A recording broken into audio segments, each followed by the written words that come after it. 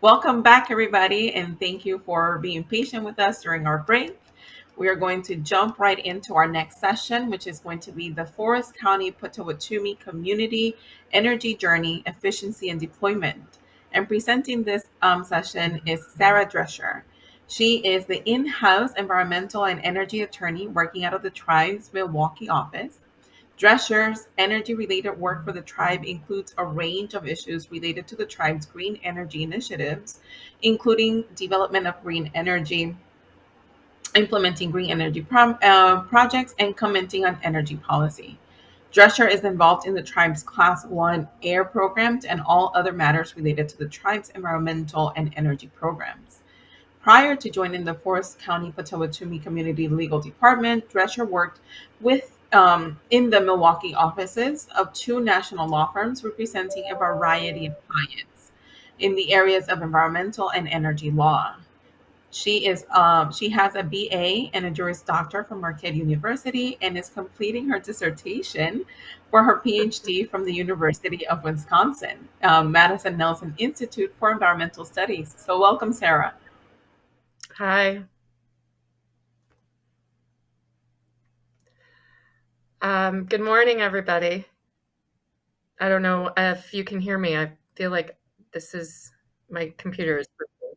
Okay, there we go. It stopped freezing.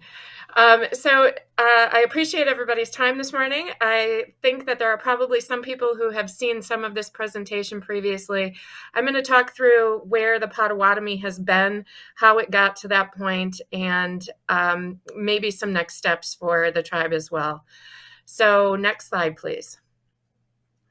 So the Potawatomi are part of a confederacy with the Ojibwa, Ottawa, and other tribes, the Algonquin tribes, the Council of Three Fires. And Potawatomi was designated as the keeper of the fire. The Potawatomi has entered a number of treaties and ceded their territory a number of times through these treaties, pushing them further west past the Mississippi. The Forest County Potawatomi, next slide, please. Forest County Potawatomi were some of the holdouts of the Potawatomi people and refused to flee and moved north instead from their traditional homelands along the Great Lakes to northern Wisconsin. This map depicts where the land base currently is. That larger pink area is where the reservation lies. Next slide. So part of the Potawatomi's mission over the years has been to sustain their natural environment and their belief in the power of Mother Earth. The Potawatomi moved to northern Wisconsin and cut over timberland, and as that redeveloped, that land gave them certain spiritual and other needs that were deep-rooted in their beliefs in the power of Mother Earth. So moving forward through the 1950s, the Potawatomi were one of the poorest tribes in the country.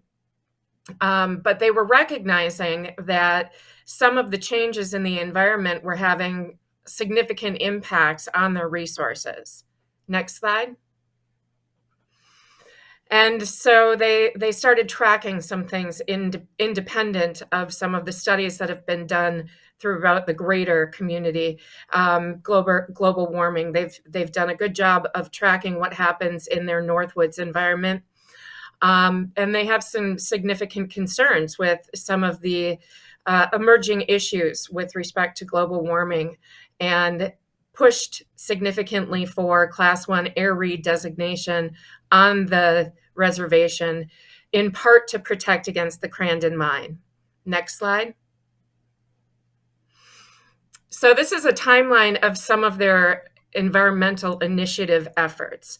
It goes beyond solely renewable energy and focuses in part on the tie between renewable energy and the environment as a collective. In the early 1970s, they were in significant opposition to the Crandon mine.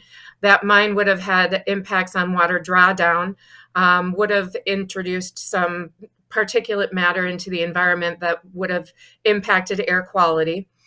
And from there, from kind of the recognition of what some of these bigger projects can do to tribal environments, they started participating in regulatory and other groups that could make a difference, not only for the tribe, but for the state of Wisconsin and in the United States as a whole. So they participated in Governor Doyle's Clean Energy and Climate Task Force. In 2007, they did a baseline, Project Greenfire, which allowed them to determine exactly what the tribe's energy use is or was at that time, and then use that to move forward to establish some goals. In 2008, they established and adopted their environmental mission statement, and also started pursuing Class 1 air redesignation.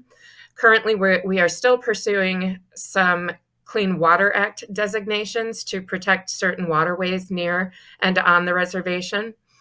In 2014, they completed the Biodigester, which is a 2-megawatt energy facility that runs on liquid food waste. And then there have been several community-scale solar projects which have developed approximately 3 megawatts of energy.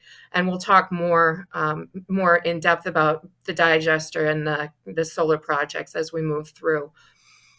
And then in the previous couple of years, the tribe was involved in Governor Evers' task force on climate change, with the Attorney General being the chair for one of the subcommittees, the Energy, Housing, and Infrastructure Subcommittee, on that task force. So Jeff Crawford did an amazing job of not only pushing forward the tribe's interests, but also recognizing the needs and interests of the state as a whole. Next slide. And this is the environmental mission statement that was adopted in 2008.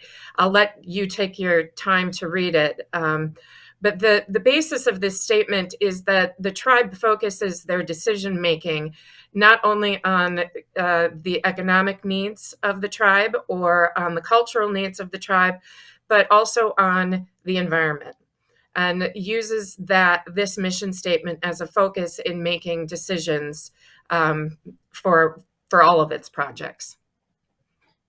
I'll just give everybody a minute.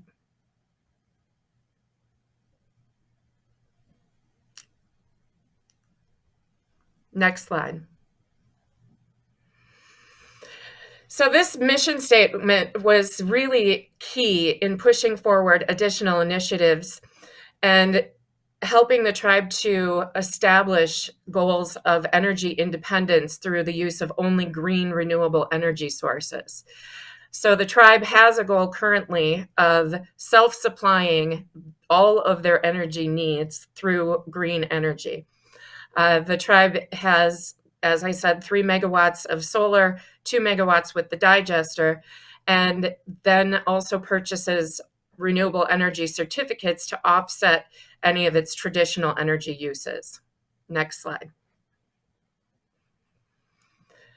So the general goals of the tribe, which are kind of pushed forward by that environmental mission statement, the tribe wants to ensure that its commitment to the environment for its members and for all of Wisconsin is based in the need of clean air, water, sustainable land use, and good citizenry. They continue to push forward their clean and renewable energy initiatives through a variety of different efforts. They consistently comment on regulatory initiatives and other potential avenues that are put forward by federal, state, and private institutions regarding environmental matters. And they push for treatment as state for air and water on tribal lands. For the Potawatomi, and I think for a number of Midwestern tribes that have gone through the removal and treaty process, the push for sovereignty is one of the underlying factors for a lot of decision making. And that sovereignty then leads to a push for further beneficial environmental programs that will protect the tribe's citizens, their reservation, moving forward. And as part of that, the tribe works to track everything that it does. So it tracks energy use, it tracks new development to ensure that new buildings are built to green standards, LEED standards, and it uses those to encourage better decision making, and to encourage the tribe to build, not just off the good decisions, but to learn from things that may not have worked perfectly, things that maybe weren't the right decisions, and things that maybe they were fine, but you know what, we can probably do better.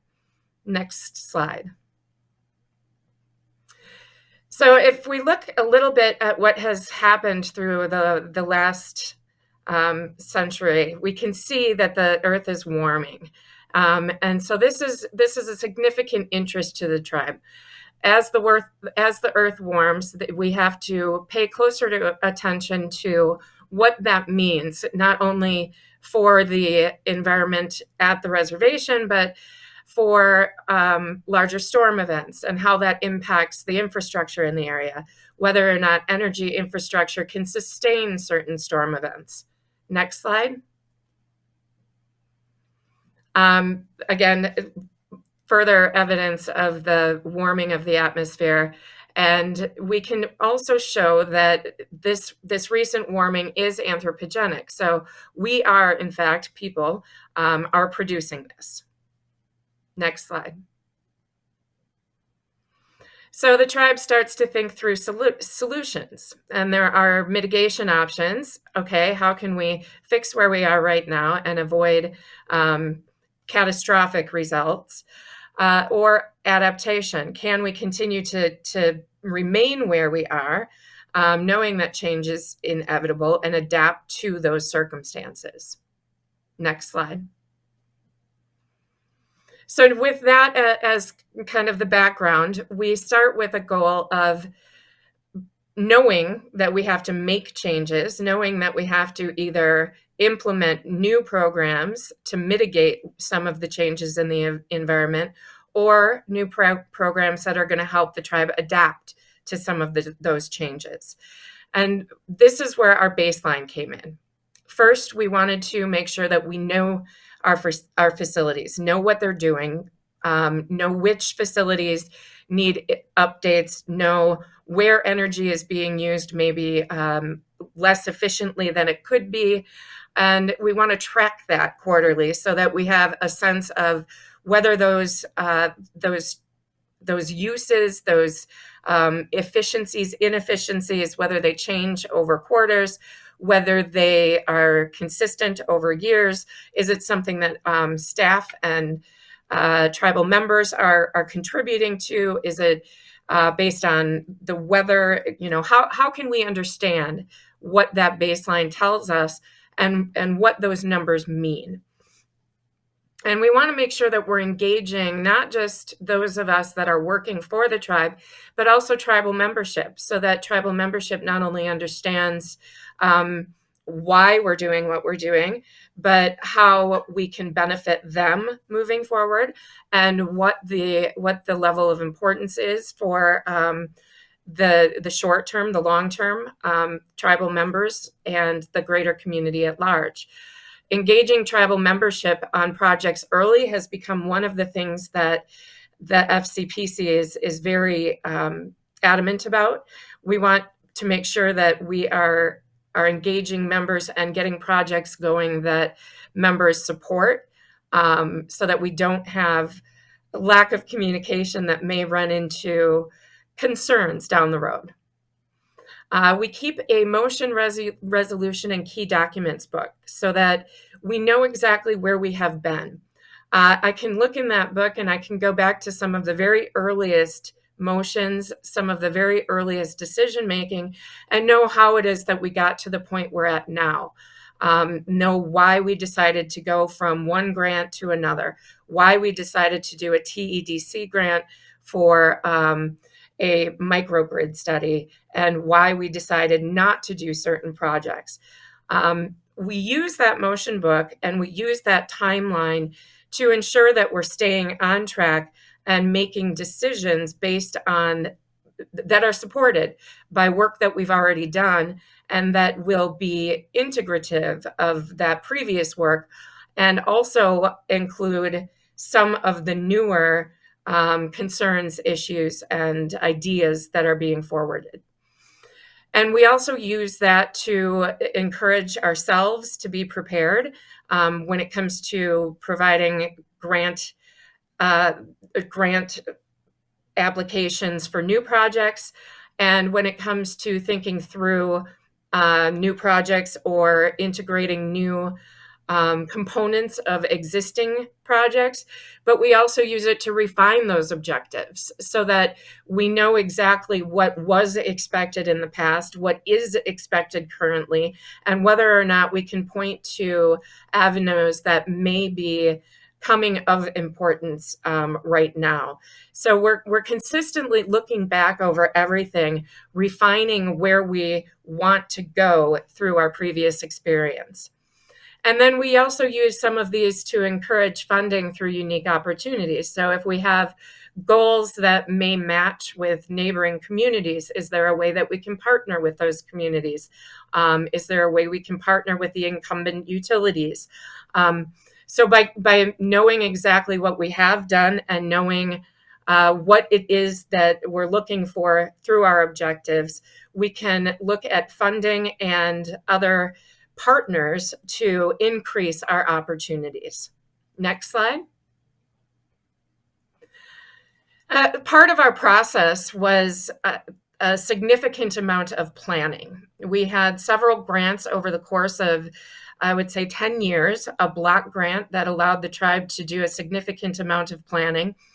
And as I pointed out previously, the baseline was a very key component of our moving forward.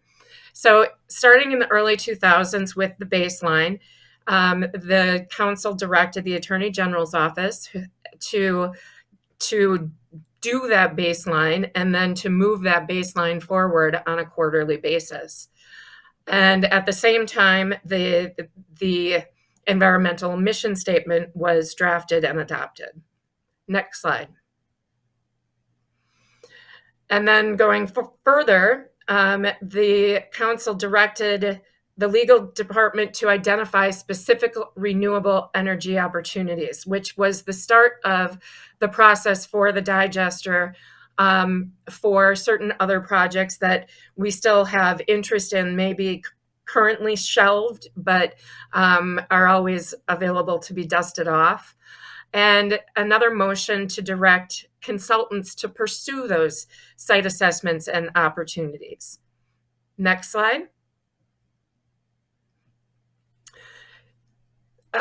So into 2008, we approved the environmental mission statement and we direct the quarterly energy use and carbon reports. Next slide.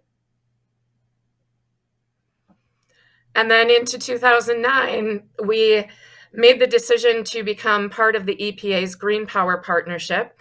And the program itself, I think, is important for tribes to consider. It keeps us honest in terms of what our efforts are and what we're doing right and what we can do better. So that it encourages us to examine on a yearly basis what it is we've done, what it is we are failing at in our individual goals, and what it is we can do in the coming years to increase our participation in various different programs. And then the next motion that same year, next key motion, was to direct legal to investigate different opportunities for incentives under biomass, which resulted directly in the construction of the Milwaukee digester facility. Next slide. And then from there, starting in 2009, we had a core planning team that submitted to council an energy management plan and report. And that report was important because it helped the tribe to start the process for the implementation of bigger projects and to really establish some of the goals. So rather than going into this journey piecemeal and adopting individual projects that maybe make sense, but maybe we couldn't integrate into other projects. We started at a point where we wanted to establish exactly what some of those goals were at the very beginning steps in order to make our decision-making process a little bit more jointed rather than disjointed. Next slide.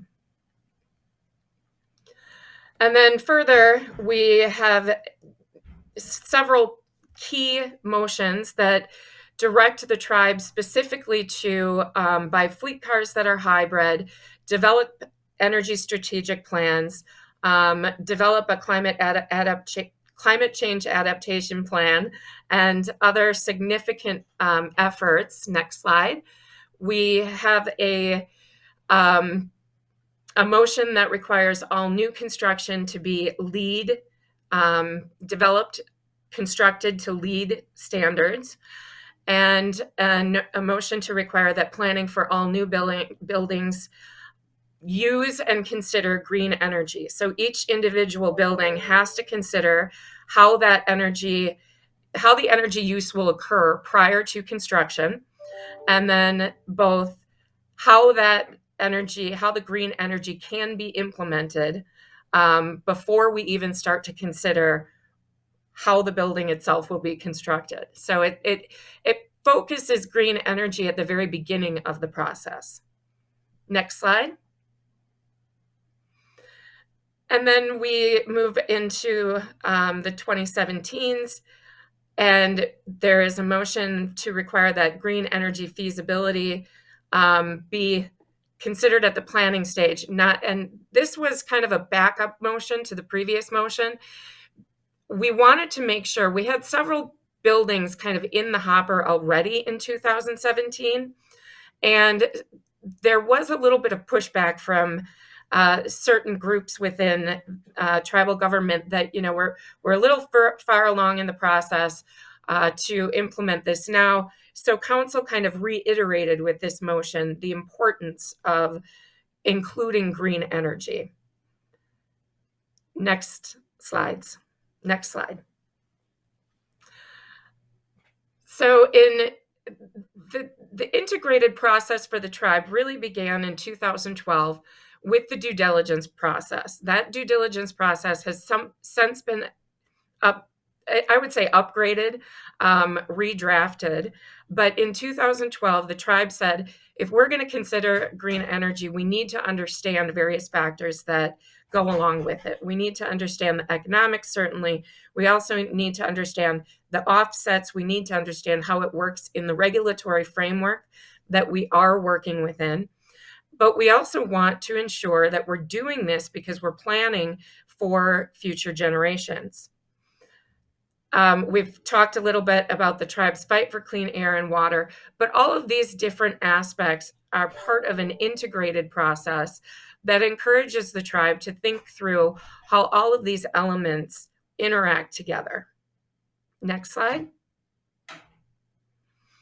So as part of the beginning, and what I would say is one of the most important parts for any energy journey, certainly for FCPCs, was to develop that baseline information. The baseline of energy it's both an outlook on exactly what we're doing from an energy standpoint, but it's also the moral base. So if we want to improve and get to a point where clean energy offsets all of our energy, that we're using only clean energy, we know exactly where we were. And so if we look at where we are now, how are we doing? Can we say that we're meeting our goals? Where are we falling short? And we allow that base to inform the objectives moving forward, but we remain flexible because we understand that while some of the low-hanging fruit, the energy efficiency options and some of the lesser cost projects, while those were easy to implement in the beginning, those aren't necessarily available to us now. So now that we're looking at larger projects, we have to be flexible, understand our timing, understand the financials, and push forward in a way that is still consistent with the goals, but also meets the tribe's other objectives.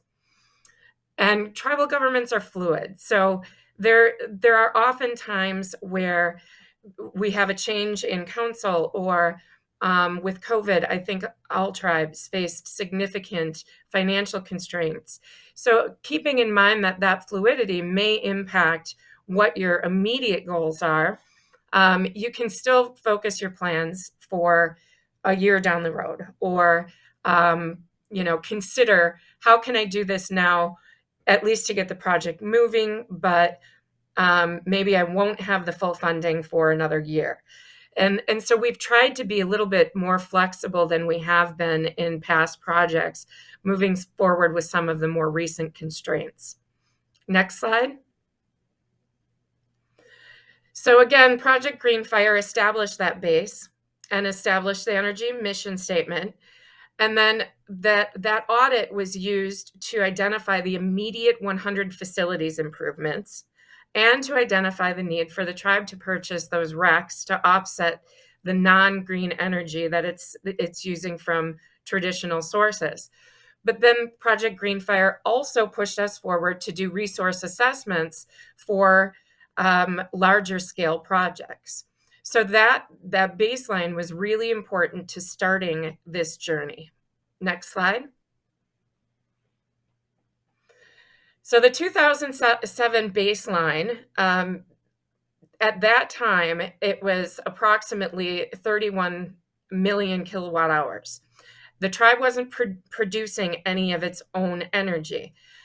And in that time, there were several different projects that increased the tribe's energy use, which were already kind of in the planning and implementation stage. But between 2007 and 2009, the tribe's energy use increased by more than 20 million kilowatt hours, largely in part to an increased casino and the introduction of a hotel. Now, those increases were a little bit before the time when we were doing everything that we could for energy efficiency. But in response to that immediate notice in that increase, the tribe implemented several projects that were based primarily in energy efficiency. And in 2016, what it noticed was that just based on those energy efficiency measures, they still had an increased business size from 2016 between 2009 and 2016, but they had actually decreased their use per square foot and were now producing nearly a megawatt of solar. So we started to see results. Next slide. So this is a picture of where the tribe has been over the years. 2009 is when one of the tribe's large casino expansions went into effect, and also a new business campus. 2016 had increased use in that business campus. And then also in 2018, we had 2 hotels and a larger business campus and a data center. So the uses, although per square foot are going down, our use in general is going up. But we've been able to control that through different energy efficiency measures and the use of green energy. Next slide. So these are some of the energy efficiency measures that have been implemented for certain key buildings. So these 3 buildings were all 3 expanded between 2007 and 2013. So their square footage, their size, the size of each of these increased in total space, but our energy use decreased just through the use of better energy use and energy efficiency measures. And in some cases, it doesn't look significant, but if we can do this over all of our buildings and over all of our businesses, we start to see significant impacts. Next slide. And part of the real focus in those early years, in 2013, when we got those numbers and we saw our use kind of continuing to increase, we decided to do a deeper dive into planning. And we did some strategic planning that really linked all of the tribes' different goals, cultural values, tribal members, individuals that worked for the tribe, and everybody that had knowledge, background, and interest in this area. We put everybody together in one room and tried to get a sense of the projects that should move forward and establishing the right protocol to implement those projects. Next slide. So these efforts, we wanted to make sure that we addressed community needs specifically. So it was very important to us that elders, youth, cultural aspects of tribal preservation, all of those things came into play when we started to think through developing projects. So we delegated a working group to champion energy, renewable energy projects, energy efficiency, and eventually independence. Next slide. And this energy working group really helps the tribe have some accountability. So while these initial efforts provided a starting point, what we found was that when we did that more in-depth planning, what we found was that we were reacting more than being more than we were planning for the future. And while each tribe is unique and all of a tribe's resources and objectives are unique, we didn't want to plan according to what other tribes were doing. We wanted to start focusing on what the real needs were. And I think that a lot of our previous work was based on, this is what other tribes are doing, so we should do this too. But as we got more in depth, we realized that some of the assessments maybe weren't going to be effective in the reservation area, or weren't going to be effective based on our cultural needs or independent interests. So what we started to notice is that things were changing. While we had an initial effort and starting point, that effort and starting point were not a sole directive, but were simply a point in a direction. Next slide. So the ongoing efforts, we continue to reduce annual usage over square footage, and we've reduced the number of RECs we've needed every year. Over the last, I would say, 8 years. Well, no, 6 years. 6 years since 2018 or 2016. I'm sorry.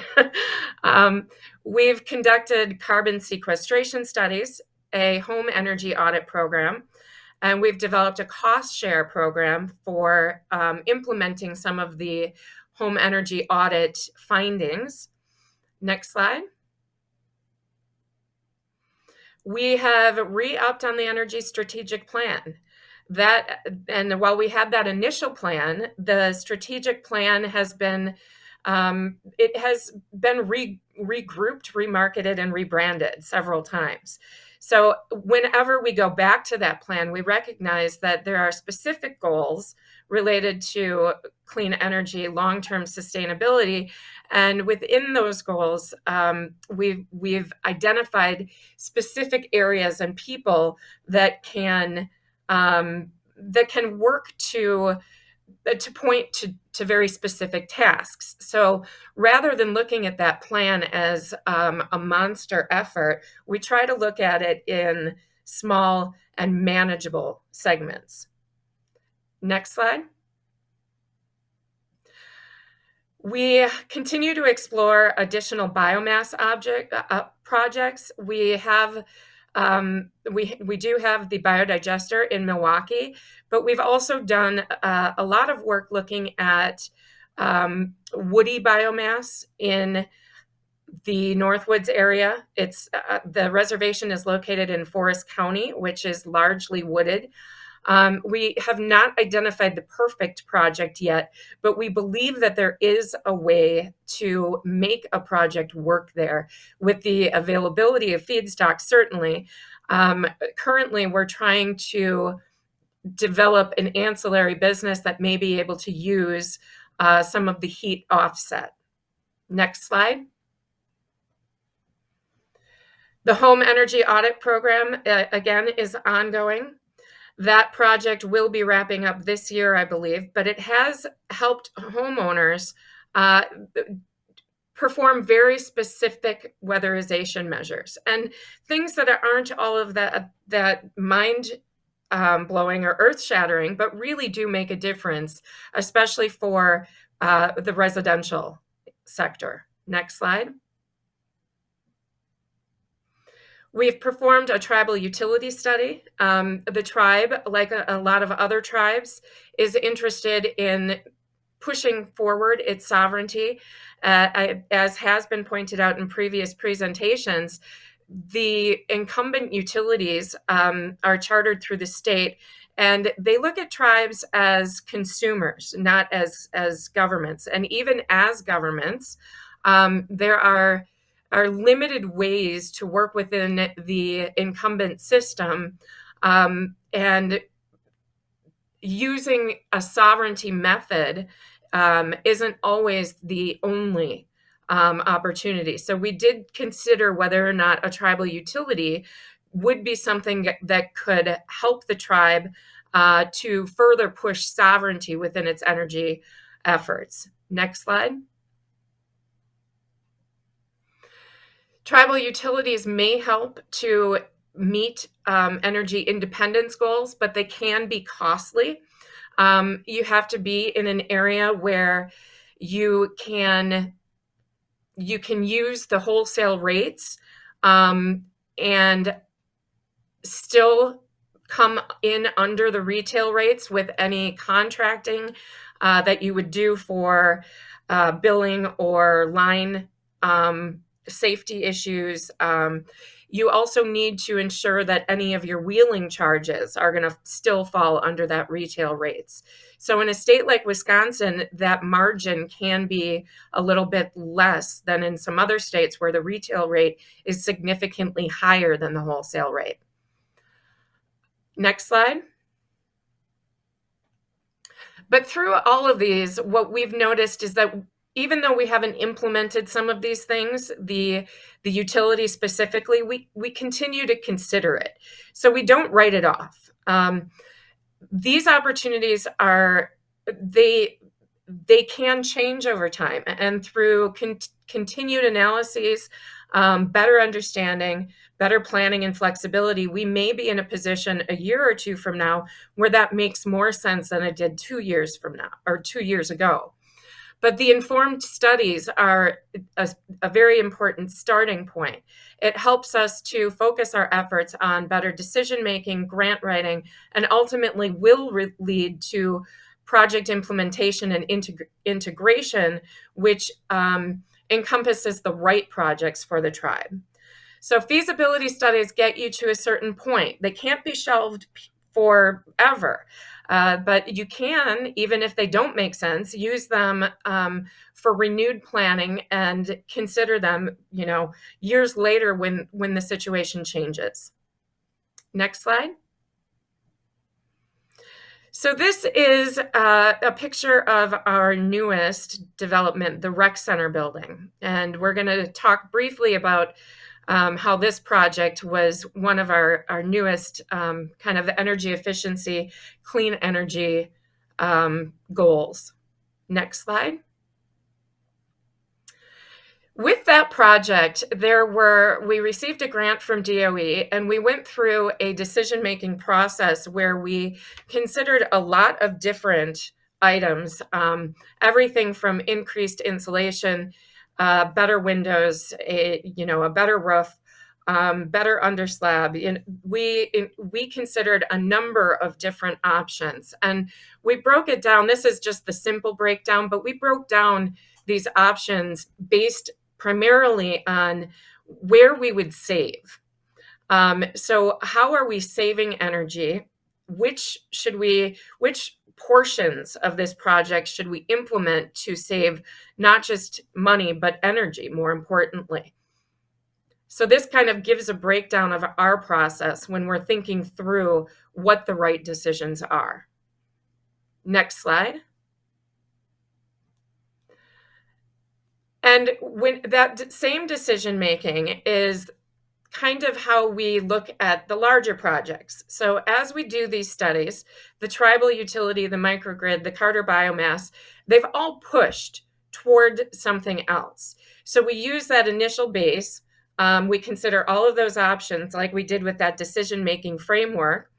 And then it usually informs us to push towards the next step. Next slide.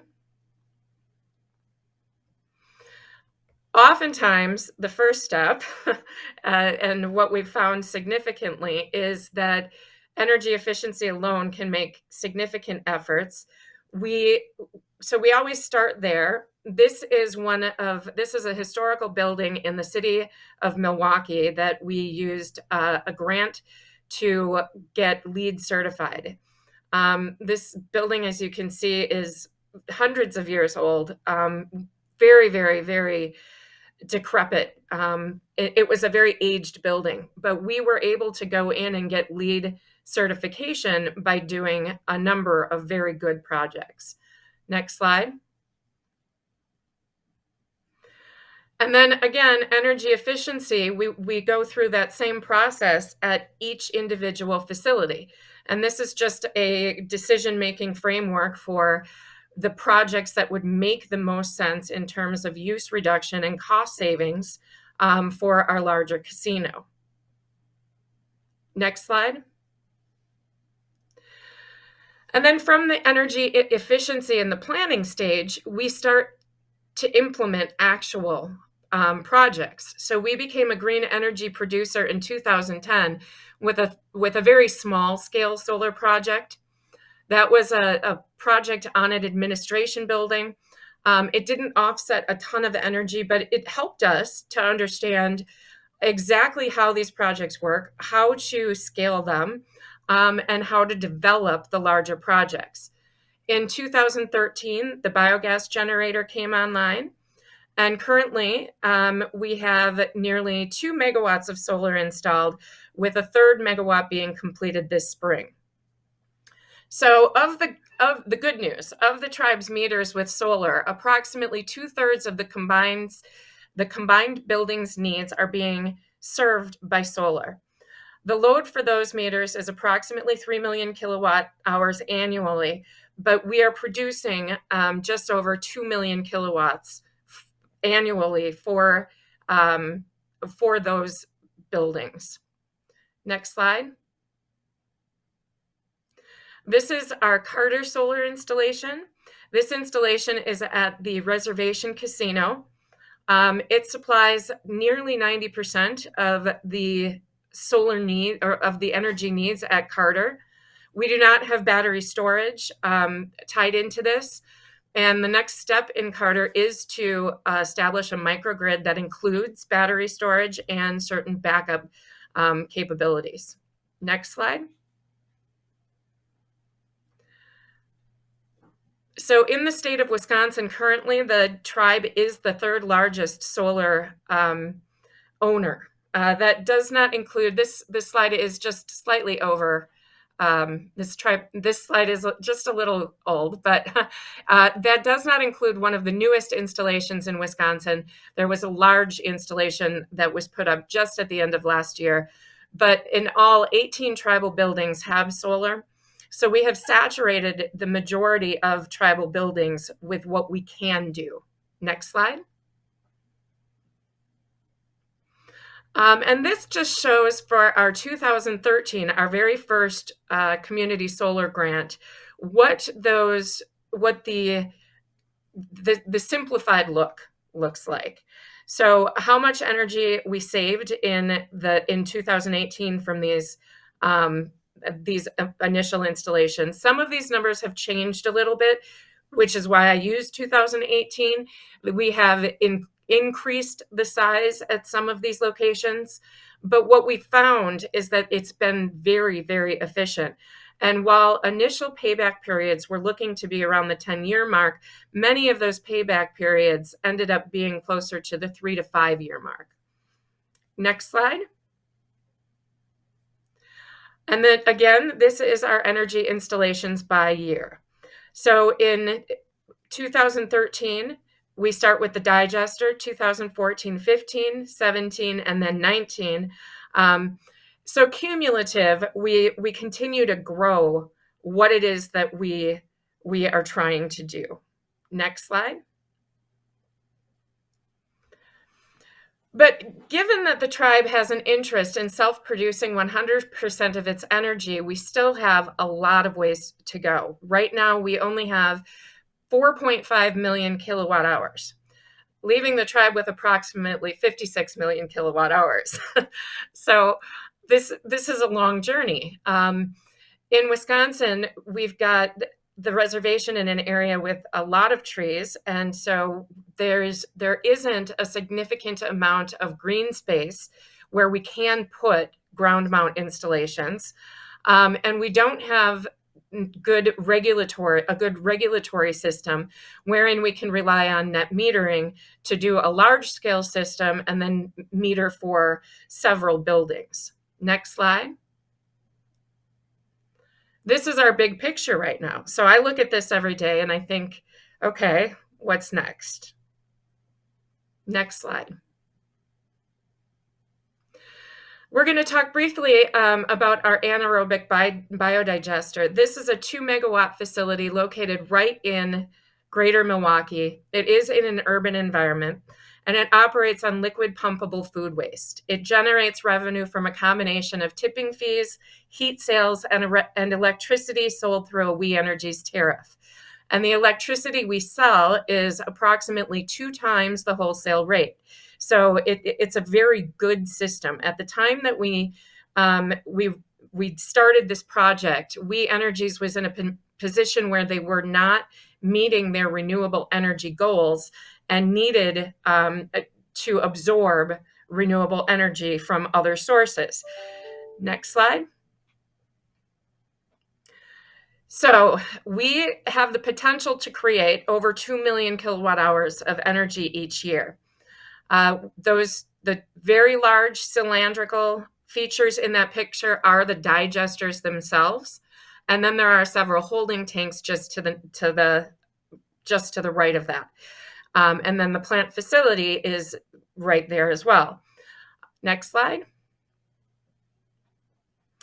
Anaerobic digestion is very much the system that your stomach uses. It breaks down carbohydrates, fats, proteins into sugars, fatty acids, amino acids, and then, eventually your body creates energy just as our system through our bacteria create energy, and that gas is then siphoned off to run our engines. Next slide. One of the main features of this program is that we use all of the old food from the casino. So that food is ground up with water and then brought immediately to the digester and pumped into our system. So we're saving landfill waste and emissions directly into the air from landfills. Next slide. So in fiscal year 17, and this is the last year I have good numbers for just based on where COVID hit, but we diverted over 54 tons the first half of that year. Next slide. And this is just a better depiction on exactly what that looks like in terms of cost savings. Next slide. This is another depiction of the plant, just showing how the process actually works. It goes from the unloading bay into feedstock tanks, equalization tanks, the digesters. Next slide. And then into the gas conditioning units, Some of the solids then go through a centrifuge process and then go out to sewer. Next slide. The treated gas goes into the engines. The heat gets pulled off those engines and goes through our boiler and then works to heat our facility, and also heats the hot water for the Potawatomi hotel, which is immediately adjacent. And then the electricity goes out to the grid. Next slide. Just a big picture of our engines. Next slide. So the heat loop was a very important addition. And the reason that I include this slide specifically, and I want to make this point, every project that we do, we try to go back and say, okay, can we improve on anything? What can we do differently? So with the heat loop, what we found was that we were producing excess heat from the process that was more than enough to heat the plant and heat the digesters themselves. So what we needed to do was find another way for that heat to be beneficial. So we developed the heat loop that then pushes that excess heat to the hotel to heat their hot water. One of the things that we always consider in these projects is what's the next efficiency. So if I'm using too much water, or all of the water that's going to the sewer, is there a way that I can use that gray water and save for some other operation, which is another thing that we're currently looking at. Next slide. So when we look at opportunities to move forward, we consider a lot of different elements of the puzzle. We look at the regulations. Can we do this? Do we have a partner anywhere that will let us do this or help us do this? What are the rates? Is it going to be beneficial for us? Community planning. How is this going to work with future plans for future buildings? If I use a big portion of land for a 5-acre solar installation, is that going to impact what the tribe can or wants to do in the future? What are the offsets? Will we be pushing energy back out to the grid, or can we use it all on site? In Wisconsin, it doesn't make any sense to push energy back out to the grid. I think we get paid approximately 2.5 cents if we push something back out to the grid. So I try to size projects under the total use, just under the total use, until that time when we can add battery storage or other components to make it more efficient. Where is the need? Do you have areas with frequent outages that need better support or backup generation? And then we also need to know what the limitations are. Do we have space limitations? Do we have concerns with roof structures? Do we have, is there an area that's sensitive because of certain native species that we just don't want to build near? So we consider these and other factors in developing our opportunities and making sure that we're coming up with the best opportunities. Next slide. And then funding. We look at a lot of different opportunities, and I encourage everybody to leverage all funding that you can. So if you can leverage 4 different kinds of funding for one project, it really changes your bottom line for a project. If you have an account through energy savings, one of the things that FCPC did initially was establish that savings account. So as we save money from what we would have spent on energy, we put that aside for future energy projects. Annual facility budgets. Do those budgets have any room for upgrades? Can we use those upgrades for energy efficiency projects specifically that would also help with energy savings and cost savings there? Tax credit partners, tribal partners, city and state partners. Can you work with your utility? Do they have an area of infrastructure that isn't maybe as developed as it needs to be? And can you leverage your your funds along with that utilities funds to maybe increase their infrastructure, but also provide for your needs in increasing your individual project goals. So if you look at all of those things together, you can usually create a package that provides for more cost-effective projects. Next slide. But then it's also important to consider policy. And if I am in a regulatory environment that doesn't work for some of the projects that I want to do, how can I change that policy or influence that policy to move in a direction that makes more sense for some of the net metering or some of the larger projects that will move towards more supportive green energy projects and towards a real environment where carbon neutral or zero carbon can actually be achieved. Next slide. So to that end, we do participate in a number of different advisory panels, trying to get certain things changed at a regulatory level that will promote distributive generation, also promote net metering, and also provide bigger opportunities, not just for Forest County Potawatomi, but for all tribes, and even for cities, counties, and other governmental units that are faced with some of the tax challenges that tribes are. Next slide. And what I like to say is that you have to be flexible. There is no perfect answer. There is no roadmap that works for me that will work for you. But going through this exercise and going through this journey is going to help you to develop goals and projects that make sense for your individual tribes. You have to maintain your flexibility and composure while continuing to update your information periodically. But you also need to really keep your finger on the regulatory environment and know when the rules are changing and how you can use that to influence your project and your goals. Next slide. And with that, I will say thank you.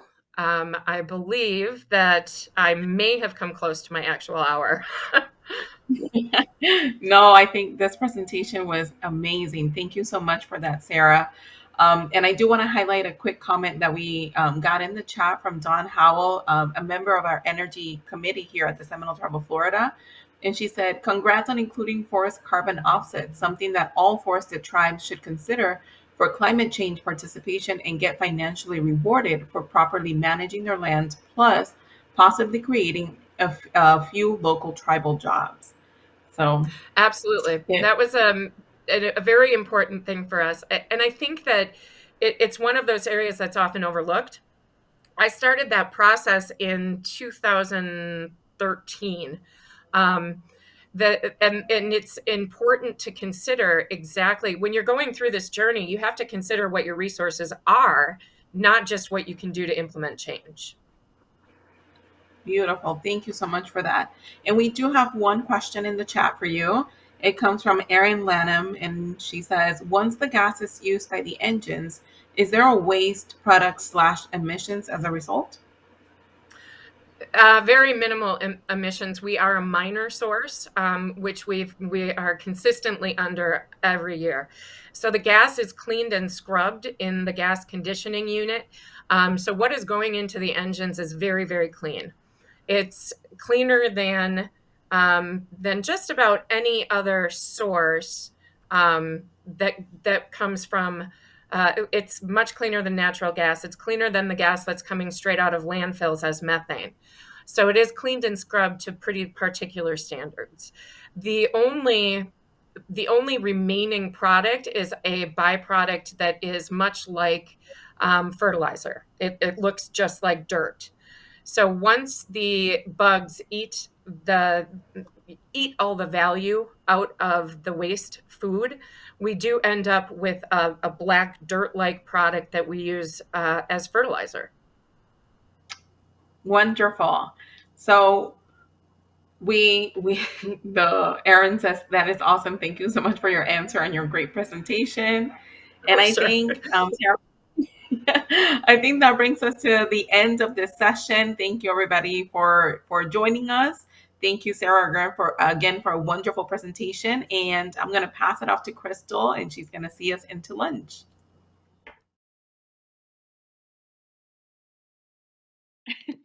Hello, everyone. Welcome back. And thank you for sitting through all of this morning's presentations. Thank you, Cora and Sarah. Definitely educational and very informative and inspiring as well. So, with that, we are going to go on lunch and we will be back at 1 p.m. Eastern Standard Time. So, just leave your Zoom computers on and we will catch you back at 1 p.m. Eastern Standard Time. Thank you.